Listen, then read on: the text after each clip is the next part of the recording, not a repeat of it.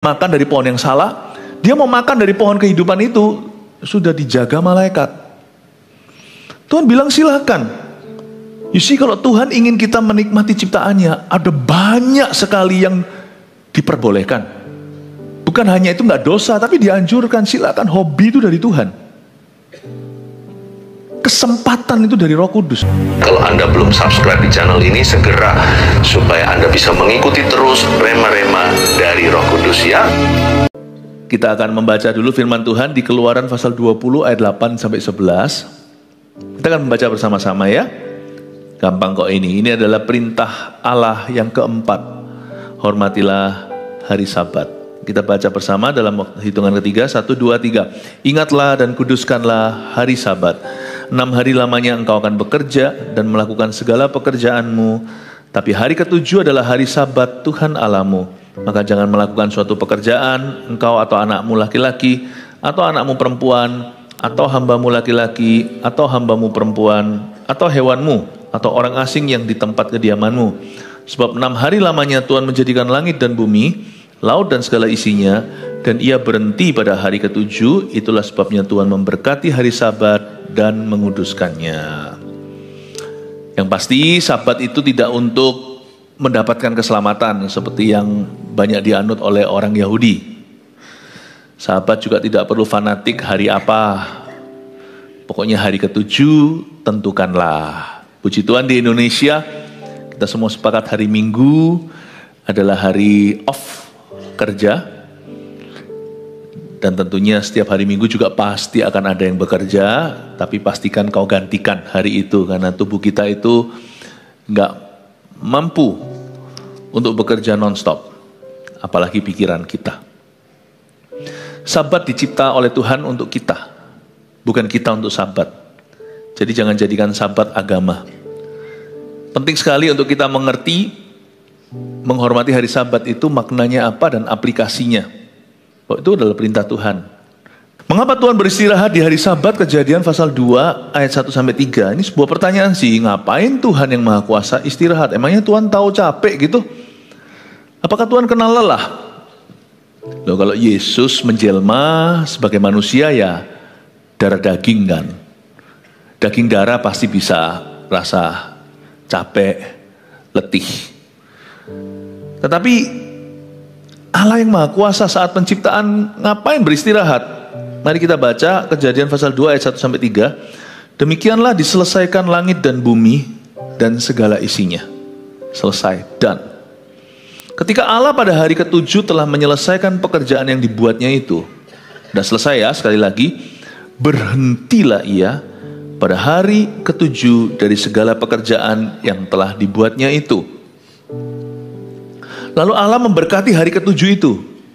Jangan lupa ya, Allah bukan hanya berhenti pada hari ketujuh. Nah, Anda bisa bertanya, hari ketujuh itu hari Minggu atau Sabtu? Nggak masalah. Hari itu semua nampaknya sama. Minggu itu kerasa gini karena semua libur. Coba kalau kita semua ganti, ya, ini jet lag nih ceritanya. Hari ini jadiin Senin, ya semua masuk kerja. Nanti minggunya berubah hari ya, tetap akan hari ketujuh. Jadi jangan kau pikirkan hari apa, karena Sabat bukan agama. Sabat itu praktis. Kalender itu ada kalender Cina, ada kalender Western, kalender Barat. Ya, nggak masalah. Jangan jadi orang yang superstisi, ya. Tapi hari ketujuh itu intinya adalah Sansu 1, 2, 3, 4, 5, 6, 6. Hari ketujuh istirahat tuh. Cirolu, Patmo. Lalu hari ketujuh istirahat. Itu sudah jadi patronnya. Nah, kenapa Allah tapi kenapa Allah yang beristirahat? Nah, itu pertanyaannya. Why God rested? Allah beristirahat bukan supaya nganggur, tapi ayat 3, Allah memberkati hari ketujuh itu. He blessed the seventh day. Allah memberkati hari ketujuh itu dan menguduskannya. Karena pada hari itulah ia berhenti dari segala pekerjaan penciptaan yang telah dibuatnya itu. Jadi Allah beristirahat bukan karena dia lelah, tapi karena dia selesai. Ada orang itu yang gak pernah bisa hidup in the moment atau hidup di masa kini. Entah dia itu selalu dihantui masa lalu, selalu ingin pembuktian diri, seperti orang berjudi, aduh eman ya sayang ya, aku habis 10 juta, coba siapa tahu bisa impas, bisa kembali kerugianku. Kalau bisa nguntung 1 juta gitu, masuk lagi terus menerus, karena hidup di masa lalu tidak ada berkat Tuhan atas orang itu. Maka dia akan terus masukkan lagi, cemplung lagi, tak terasa ruginya sekarang 100 juta. Menyesal lagi di belakang. Tahu gitu, gak berjudi sama sekali. Tapi sekarang bukan waktunya untuk quit. Saya harus mengusahakan agar kerugian saya kembali. Cemplung lagi, repetisi, patron setan, lingkaran itu dia gak keluar, ruginya 1 miliar. Disitulah orang berujung bunuh diri karena hidup di masa lalunya. Tapi ada orang yang hidup di masa depan terus loh. Persiapan, tapi masa kini terbengkelai sama sekali. Nggak apa-apa, jangan ganggu Papa. Papa mau usahakan supaya seluruh keluarga kita kaya raya. Wah, terus persiapan terus seperti lembu, tak berhenti membajak terus, dan pikirannya itu terus menerus bekerja tanpa ada hentinya. Overthinking namanya.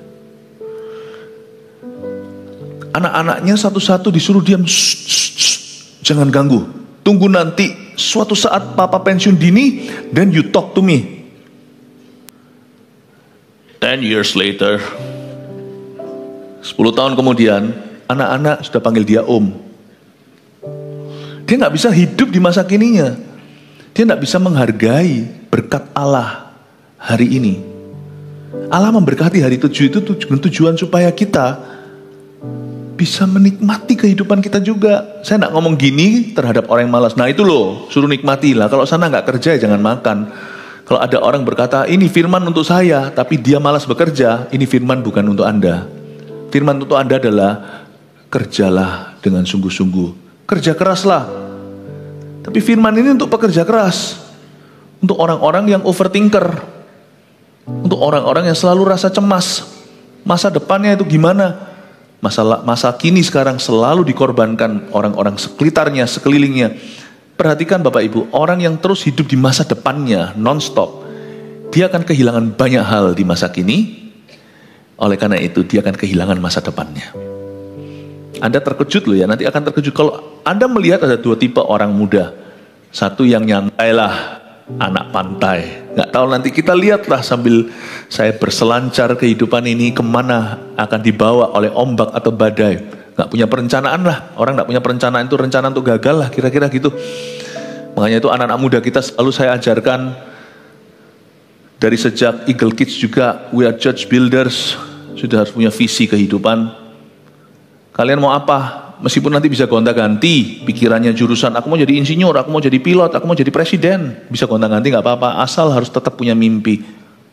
Anak muda yang nggak punya pegangan hidup dan tidak punya tujuan hidup, kemungkinan besar dia akan liar, tanpa visi, liarlah rakyat. Memang betul kita harus punya pegangan masa depan, tapi juga kadang-kadang kita keterusan. Ada orang-orang yang hari ini mengorbankan segala perkara demi masa depan. Wah, terus pikirkan nanti yang di depan itu apa. Dia tidak bisa menikmati hari ini bersama dengan Tuhan dan keluarga. Coba lihat ya, anak muda yang malas-malasan ada, nggak punya tujuan. Tapi ada pula orang-orang muda yang workaholic luar biasa sampai dia tua. Dia pikirannya gini loh, by the time aku umur 30, aku sudah harus mencapai ini dan itu. Ya boleh sih berambisi, tapi tolong seimbang. Nanti aku umur 45, aku harus kaya raya, aku jadi konglomerat. Kalau itu tujuan hidupnya, aku mau sekian banyak properti, aku mau sekian segini segitu, ya nggak apa-apa. Kalau sana bisa mengatur kehidupannya itu sehat. Tapi kalau enggak, tolong dicek kembali. Ambisimu itu jangan-jangan nanti berujung membunuhmu hari ini. Ada orang-orang muda yang obsesi. Aku harus sampai titik ini. Nanti justru ya, di dalam bidang yang dia tekuni, dia akan tabrak kanan kiri, dia akan membabi buta. Kelihatannya gede mimpinya, bocornya sama besarnya. Hidup itu harus diatur, harus punya prioritas. Carilah dahulu kerajaan Allah dan kebenarannya. Cari kerajaan Tuhan itu cari Tuhannya. Tapi segala kebenarannya itu berarti, tolonglah, jangan sampai demi satu hal yang kau kejar, kau korbankan semua hal. Itulah sebabnya Tuhan kasih istirahat di hari ke-7 untuk kita rethink, untuk kita memikirkan ulang prioritas kita, dan memberi diri kita itu untuk dikoreksi, masuk ke hadirat Allah bersama dengan saudara seiman, alias kita ke gereja beribadah, untuk kita di-reset di hari ke-7 itu, sebelum hidup itu menjadi siklus yang tak berhenti. Kita tuh punya waktu untuk dihentikan, dikoreksi, dibenahin, diajari. Itu salah satu alasan mengapa Tuhan beristirahat di hari Sabat, bukan karena Tuhan perlu istirahat, tapi Tuhan memberi kita teladan bahwa ada waktunya kita enjoy apa yang kita sedang bangun atau apa yang sudah jadi. Tuhan pun di hari ke-7 berhenti untuk menikmati pemandangan yang Dia ciptakan. Kalau kita berhenti di hari sekian, juga untuk menikmati pemandangan yang Tuhan ciptakan, bukan kita ciptakan. Nomor 1 saya kasih dulu poinnya, mengapa Tuhan beristirahat di hari Sabat. Pertama, Tuhan ingin kita nikmati ciptaannya. Kalau enggak, kita selalu persiapan, tapi pada hari hanya kita kecapean. Tuhan tidak mau kita gagal di hari H, di saat kita harusnya menerima reward kita. Kenapa Tuhan istirahat di hari Sabat? Karena Tuhan sendiri ingin menikmati ciptaannya, dan Tuhan suruh ciptaannya untuk menikmati Dia. Dan Tuhan suruh ciptaannya juga menikmati berkat-berkatnya. Kita ciptaannya yang paling mulia, Tuhan ingin kita menikmati berkatnya. Tuhan ingin kita menikmati fellowship, Tuhan ingin kita menikmati ya segala berkat-berkatnya. Jadi saya ngerti sekarang kenapa Tuhan suruh kita istirahat, so that enjoyment will increase. Amin Bapak Ibu Saudara. Sebab kita bukan lembu. Lembu pun perlu istirahat. Kita manusia. Dari semua orang yang maksud saya kalau saya ngajarkan begini itu, saya justru cenderung yang satunya tadi. Saya cenderung workaholic orangnya soalnya. Tapi Tuhan sudah skakmat. Tuhan kasih saya perintah keempat. Jadi orang seperti saya, tidak tahu Anda orang seperti saya juga enggak, kalau tidak dihentikan, saya itu tidak berhenti. Seperti sepur yang terus jalan. Enggak, hanya saya bisa melelahkan diri, orang ikut saya juga bisa capek loh. Tapi kita juga harus tahu gimana to enjoy our life, menikmati hidup kita dengan cara yang berkenan. Jangan lupa loh, Tuhan itu tidak suruh kita hanya work melulu. Adam dan Hawa itu dikasih tugas berat. Seluruh ciptaan Allah dikasih nama lah, dikelola, harus di-manage sama Dia, diatur. Tapi Tuhan juga kasih kesempatan pada mereka untuk beristirahat. Tuhan itu suruh mereka untuk menikmati ciptaannya. Tuhan ajari sejak awal bahwa ada waktunya sejak ciptaan. Bahwa Tuhan pun berhenti. Tuhan ingin kita untuk menikmati ciptaan Tuhan. Tuhan ingin kita ciptaannya. Nah sekarang kita lihat lagi ayat yang berikutnya ya. Ayat yang ketiga lagi saya ulang ya. Lalu Allah memberkati hari ke-7 itu dan menguduskannya. Poin kedua, bisa istirahat itu adalah berkat. Rest is a blessing. Sebuah berkat dari Tuhan. Jadi kalau kita bisa beristirahat, apalagi berlibur, kalau yang memang diizinkan Tuhan, yang diberi kesempatan berlibur dengan keluarga, Tuhan itu anggaplah itu adalah berkat Tuhan, jangan kau sia-siakan. Kadang-kadang orang itu punya angan-angan ya, aku kepingin bucket listnya itu gini, aku ingin travel the world, aku ingin keliling dunia. Saya tadi malam aja baru waktu sampai ke ranjang saya udah bisa istirahat. Setelah mandi, saya kalau belum naik ranjang selalu akan mandi dulu, pulang ke rumah. Setelah mandi, lalu setelah pakai piyama saya, sampai di ranjang saya gitu rasa kayak lele. Saya ngomong sama istri saya, the best place in the world, katanya, is home. Udah sampai di situ rasanya, mau ke New York kayak Tokyo kayak Disneyland kayak, nggak ada yang namanya home sweet home. Pernahkah Anda setelah lelah kerja, Anda pulang ke rumah, ganti baju dengan keluarga, dengarkan suara kebisingan rumah, Anda letakkan kepala di bantal atau di atas ranjang Anda merasa, thank you Tuhan, terima kasih untuk istirahat. Kadang-kadang kalau kita berlibur ya, keliling mana-mana gitu, pulang itu dari libur itu lelah loh. Nggak kerasa kan lagi happy, adrenalin, tapi pulang kok kenapa ya? Kok rasa kayak setelah digebukin gitu ya? Jadi ada orang berkata perlu holiday dari holiday gitu. Sebenarnya rest, simple rest itu tidak perlu dibeli mahal, tidak perlu tiket pesawat. If you can rest peacefully, ini bukan rest in peace mati. Kalau Anda bisa istirahat dengan tenang di rumah harmonis yang Anda kelola dengan seimbang, itu adalah berkat Allah yang murah. Tidak perlu pakai so much money. Cukup pakai hati membangun rumahmu. Anda pulang ke rumah itu rest yang paling indah. Jadi jangan punya angan-angan, oh aku baru happy nanti kalau aku bisa kemana-kemana. Percayalah. Kalau saya sih sudah ke sana sini bukan karena jalan-jalan, tapi karena pelayanan. Tipe saya kalau lagi pelayanan di satu kota, nggak peduli kalau di luar negeri, saya nggak jalan-jalan punya. Saya profesional kalau jalan-jalan, tapi kalau kerja. Datang gereja, tempat konferensi atau tempat KKR, balik hotel.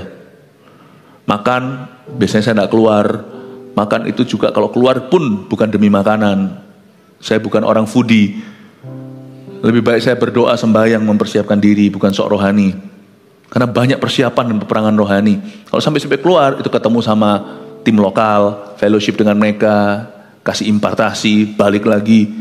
Udah selesai acara, besok pagi udah langsung terbang. Karena bagi saya istirahat itu tidak harus jalan-jalan kemana-mana. Istirahat itu bersama dengan keluarga dalam hadirat Allah. Dan preferably tidak ada tempat seperti itu, seperti di rumah. Bisa istirahat itu berkat.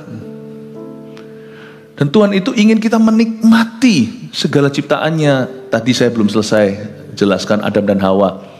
Adam dan Hawa itu memang diberitahu jangan makan dari satu pohon pengetahuan yang baik dan yang jahat. Itu kalau dimakan nanti dia tahu ketelanjangannya, dia berdosa dan dia akan mati. Tapi jangan lupa loh, Tuhan itu begitu baik. Setan itu seringkali membisikkan dusta dalam diri kita. Jangan dekat-dekat sama Tuhan, karena Tuhan itu penuh dengan jangan. Tahu, jangan ini, jangan itu.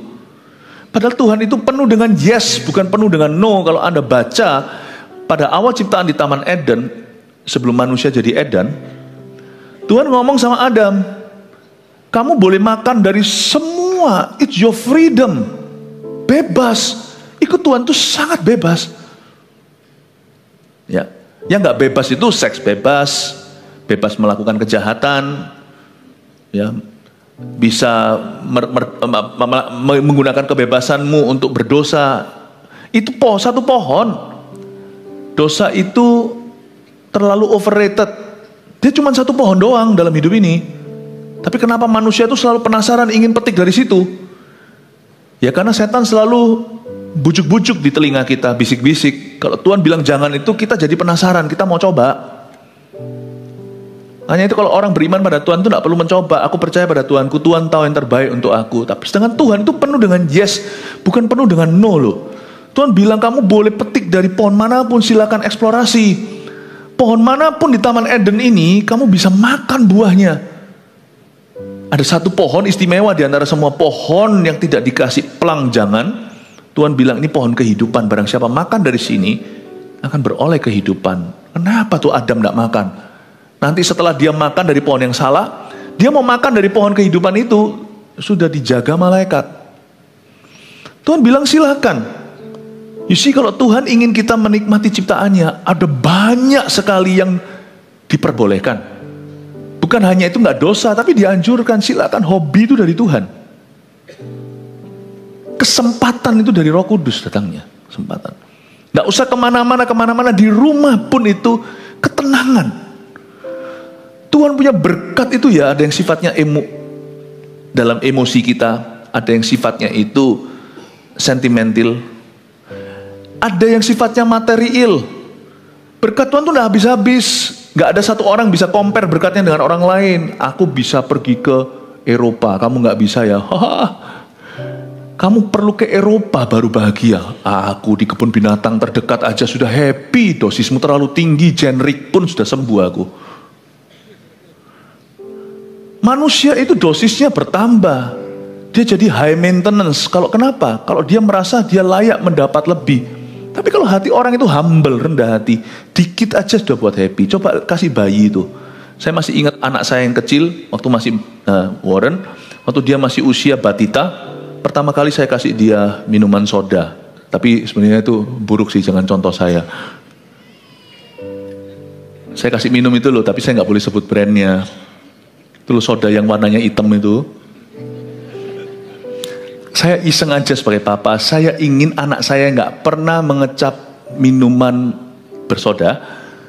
Saya video dia, saya ini kan memang iseng mau lihat raut wajahnya, karena ya, tapi ya jangan dikasih whisky, kasih soft drink gitu ya, tapi sedikit aja cicip. Tapi setelah itu saya larang, nggak boleh. Saya kasih dia cicip ya, dia minum, langsung begitu, mukanya masih kecil, begitu. Kita minum udah biasa. Kalau nggak miras nggak kerasa. Bayi nggak pernah ngecap gitu. Sedikit soda aja rasa. Ini minuman keras. Kenapa namanya soft drink? Ini hard drink.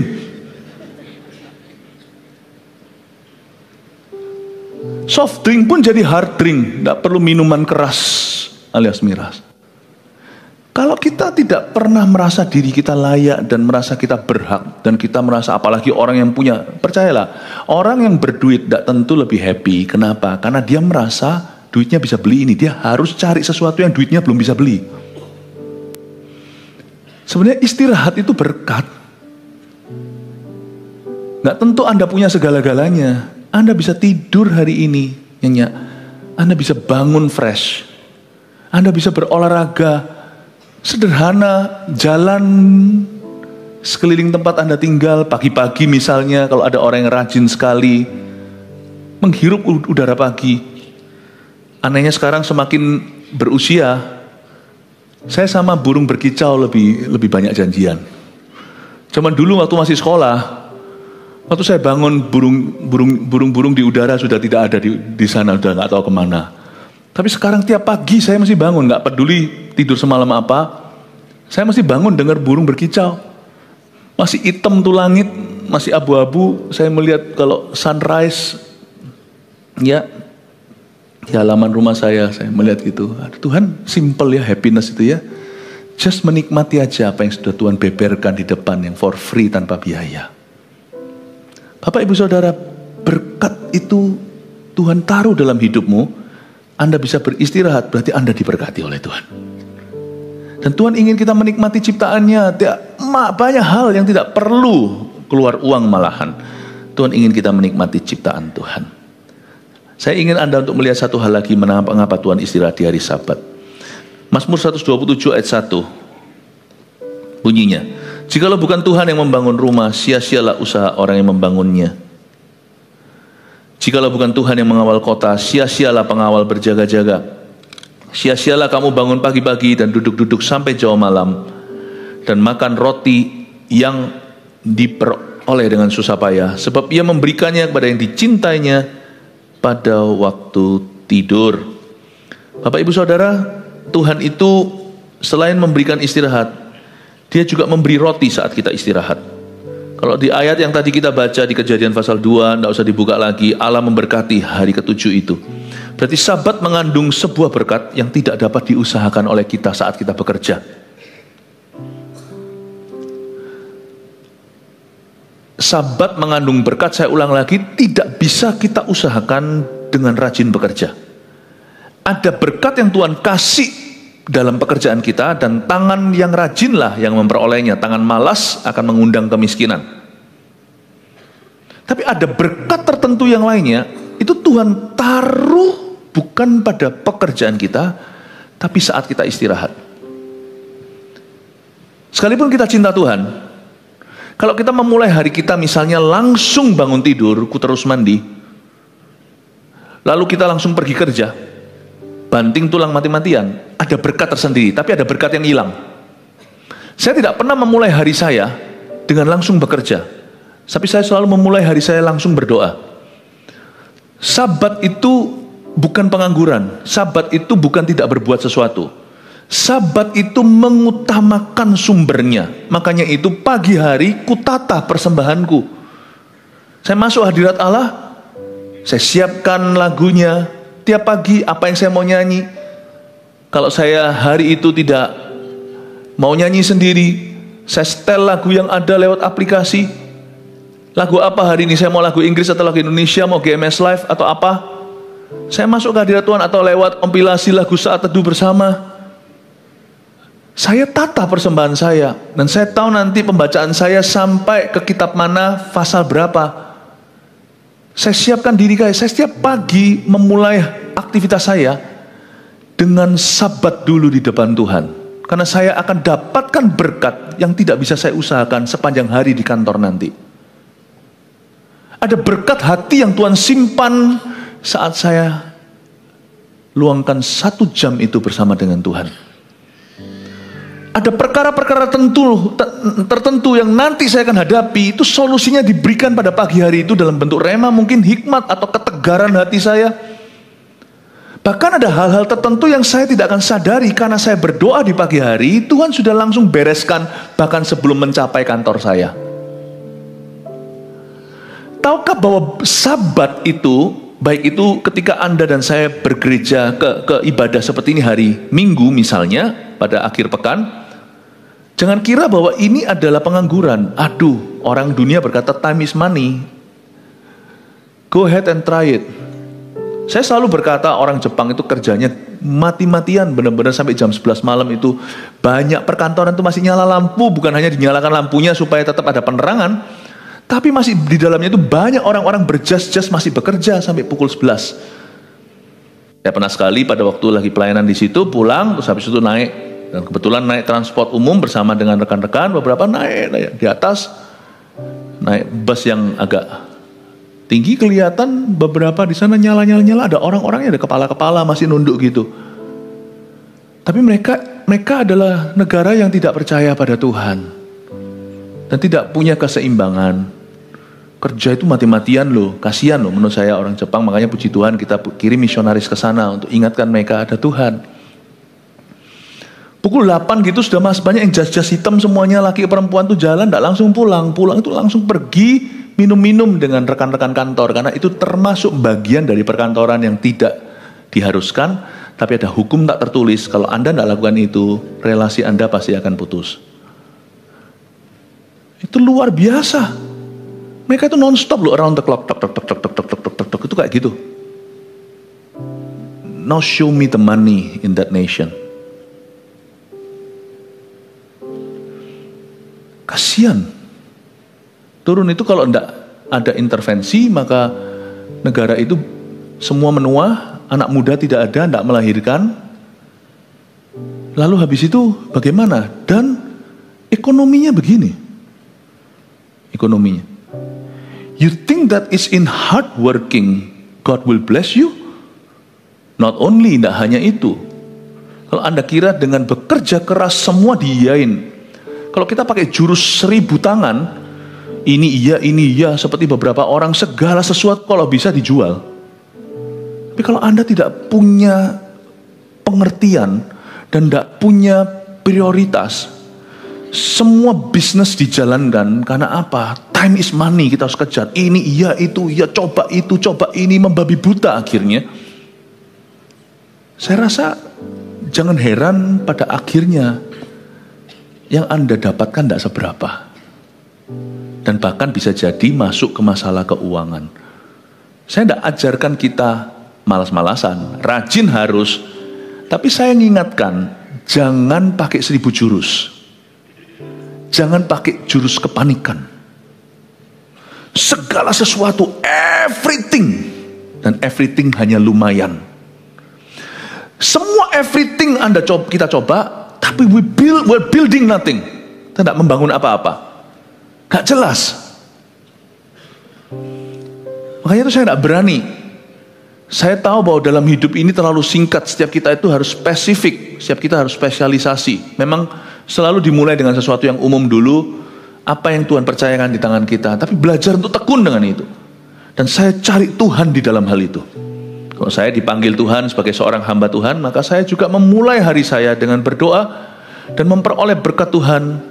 Di saat saya sabat, saya memulai hari saya setiap hari bersabat dulu dalam saat teduh secara pribadi. Saya tidak akan mau bolong.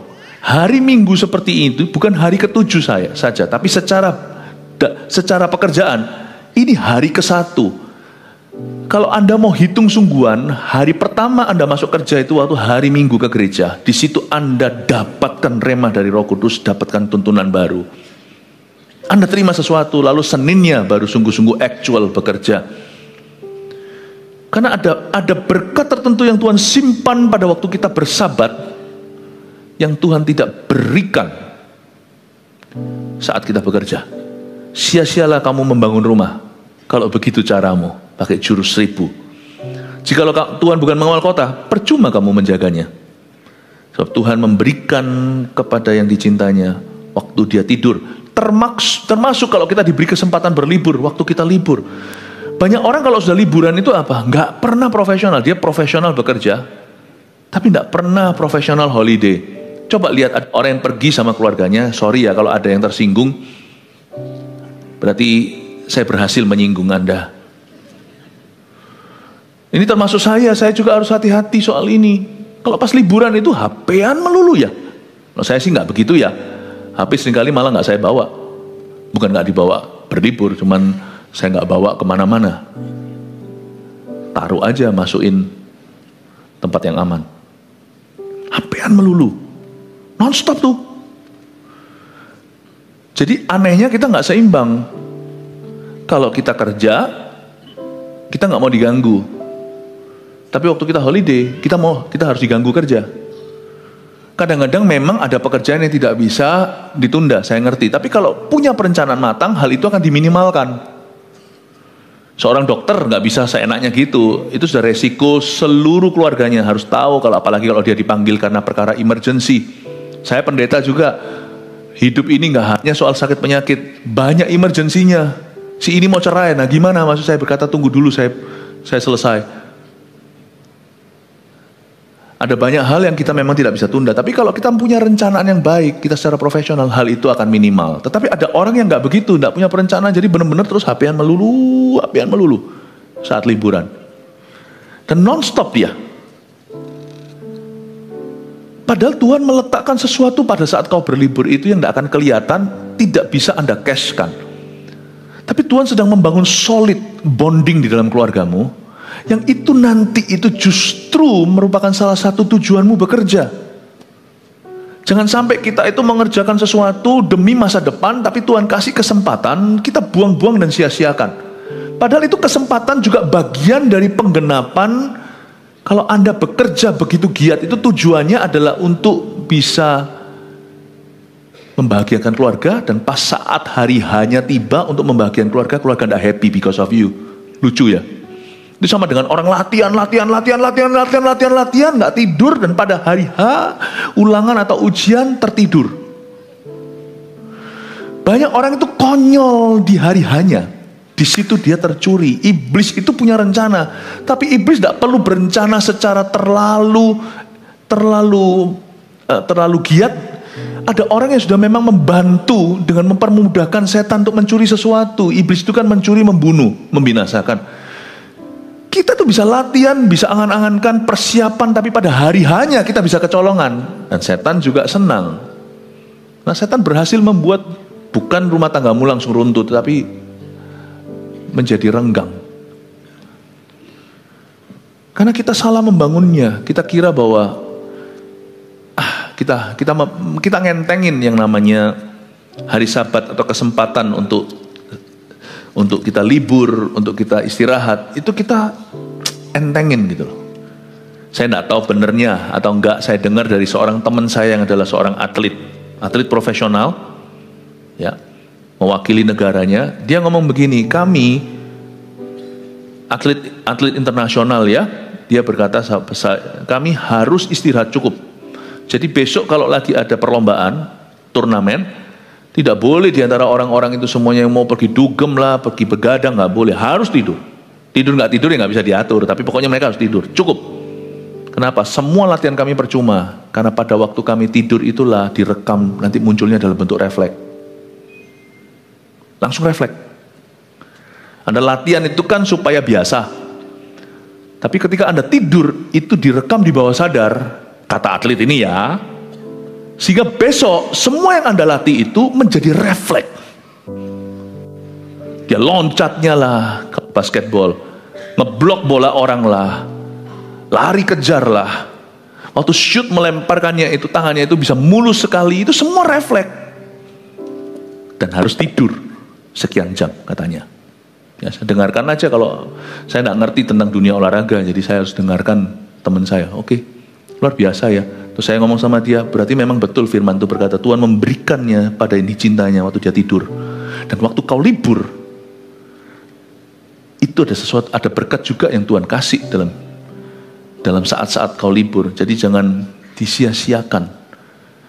Karena dari ayat-ayat yang barusan kita baca, kita menemukan suatu prinsip lagi, yang prinsip ketiga, saya tulis, waktu manusia istirahat, Allah bekerja.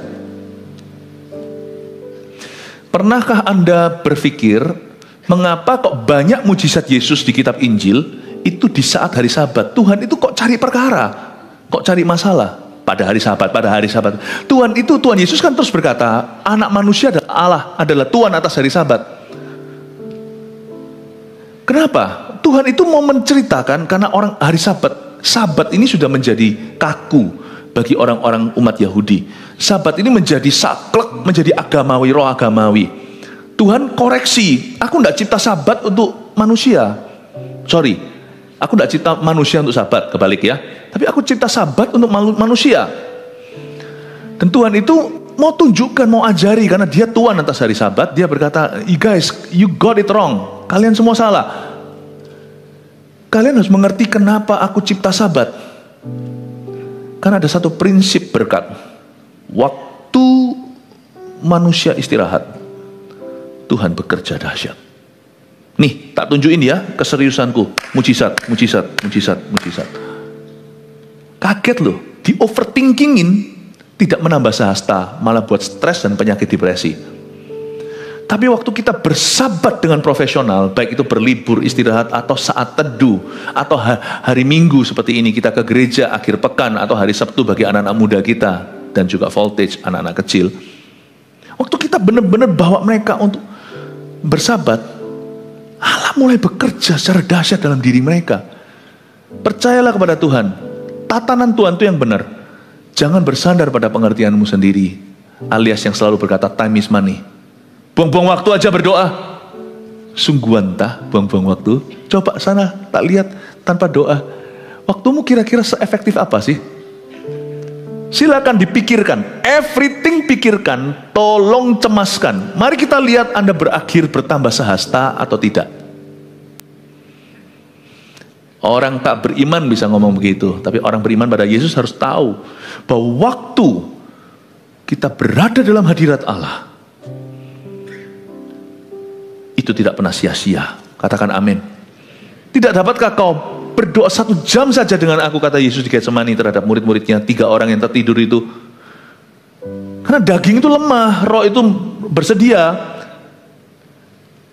Berdoalah supaya kamu jangan jatuh dalam pencobaan. Kalau kita berusaha hanya dengan kekuatan kita tidak akan kemana-mana. Saya kasih poin keempat. Sabat adalah waktu istirahat yang disengaja untuk menikmati Tuhan dengan keluarga.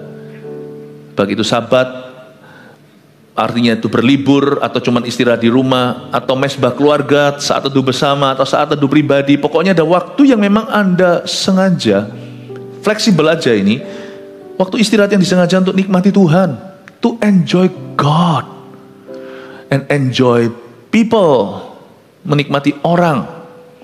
Jangan kecolongan di hari hanya. Jangan kecolongan Bapak Ibu Saudara. Amin. 4 munculkan. Puji Tuhan. Semoga ini tidak terlalu berat di pagi hari, Anda bisa mencerna. Karena ini adalah pesan pengembalaan, ini tidak ada hubungannya dengan kita mau misinya dan sebagainya. Saya rasa saya perlu memperlengkapi Anda dari sisi hidup juga, supaya Anda tahu bagaimana beristirahat dan juga bagaimana meluangkan waktu dengan keluarga. Semoga jemaat ini semakin hari semakin erat hubungannya satu dengan yang lain, khususnya family per family, dan semoga Anda semakin seimbang, ya. Dan saya tambahkan beberapa tips yang saya kasih sekalian nanti dimunculkan. Hikmat berlibur kalau Anda berlibur. Saya mau tanya sih, nanti di depannya ada tanggalan merah, ada nggak yang berlibur keluar kota? Bisa angkat tangan? Oh ada, puji Tuhan. Ada yang nggak kemana-mana, cuma di sini. Oh, yang lainnya saya nggak tahu Anda kemana. Ya wis lah ya. Hikmat berlibur ya. Saya kasih tulisan hikmat berlibur, munculkan. Udah ada nggak di sini hikmat berlibur? Dalam kurung jika berlibur. Munculkan semua aja nggak apa-apa. Foto aja sekalian ya. Kalau sampai Anda berlibur, dikasih kesempatan Tuhan. Kalau yang nggak usah iri. Ingat tadi, nggak tentu mereka lebih happy. Asal bisa istirahat, bisa berdoa, itu adalah berkat yang Tuhan sudah sediakan. Doa kuduskan kamar hotel waktu check-in. Karena kita nggak tahu tempat itu dulu dipakai untuk apa. Oke? Jadi jangan lupa yang dibersihkan bukan hanya bed covernya. Saya dan anak-anak sudah punya kebiasaan kalau datang ke tempat-tempat asing, tempat-tempat yang bukan milik kita, bukan rumah kita selalu berdoa, Tuhan kuduskan. Ya nggak usah panjang-panjang, doanya 1 jam, ciprat-ciprat, itu nggak usah. Nggak perlu, kita cukup aja berdoa, semua dikuduskan oleh doa dan firman. Tuhan, kuduskan tempat ini. Aku usir semua roh jahat keluar dari sini sampai kami check out. Udah bukan urusanku lagi. Anda nggak perlu jaga tempat itu. Pokoknya jangan ganggu. Lihat ya, saat teduh pribadi 1 jam tiap pagi, jangan pernah bolong. Karena Tuhan berkata, kuduskan hari Sabat. Hari Sabat tetap perlu saat teduh. Karena banyak orang itu jatuh dalam dosa waktu berlibur. Kecolongannya di situ. Hati-hati ya. Saat teduh pribadi 1 jam aja, bangun lebih pagi lah, lebih sehat. Ya, kalau nggak ada tempat, tapi nggak ada tempat ya sudah kita bisik-bisik gitu ya. Kita doa, kan bisa berdoa dengan tenang. Nggak ada tempat lagi, pergi ke WC sana. Bisa kok doa di mana-mana. 3, nggak usah kasih 1, 2, 3, pokoknya munculin aja ya. Usahakan kebersamaan dan jangan HP-an melulu. Hari Sabat itu jangan sibuk sendiri, berurusanmu, jangan HP-an terus, ya. Kebersamaan. Main, bersenda gurau, tawa segalanya dengan keluarga itu, bangun bonding, itulah kehendak Tuhan. Kebersamaan. Ya. Oh tapi aku juga sama-sama keluarga kok, tapi kepalanya terus ke bawah, main game terus. Loh, kalau Anda memang mau main game ya, harus main game lah bersama dengan yang lainnya. Gak apa-apa main game lah yang bareng-barengan. Ya. Jangan yang sendirian, badan di sana, tapi orang itu ninja, hilang. Jaga sikap hati dan pembicaraan yang positif. Biasanya di sini banyak orang jadi meletup sesuatu, berantem melulu, pulang mau cerai itu pernah sekali saya juga pulang dari liburan mau cerai. Kasih liburan itu mestinya bersyukur, kok malah mau cerai itu gimana? Syukuri dan nikmati liburannya. Enjoy, tidak semua orang berkesempatan itu. Coba lihat tadi, banyak yang tidak angkat tangan kan, tidak pergi kan, tidak liburan. Yang disuruh katanya tinggal di rumah juga nggak angkat tangan. Saya tidak tahu di mana tangan mereka. Ya, oke, dicatat, munculkan semua sudah difoto. Oke, kalau yang berlibur Tuhan sertai ya. Kalau yang di rumah Tuhan juga sertai. God bless you. 1 Petrus 4 ayat 7. Kesudahan segala sesuatu sudah dekat. Karena itu, kuasailah dirimu dan jadilah tenang, supaya kamu dapat berdoa. Saudara yang terkasih, terima kasih telah mendengarkan firman Tuhan hari ini. Jangan lupa untuk dukung terus channel ini dengan cara subscribe, like, share, dan juga komen, agar saudara kita yang lain juga boleh terberkati. Tuhan Yesus memberkati kita.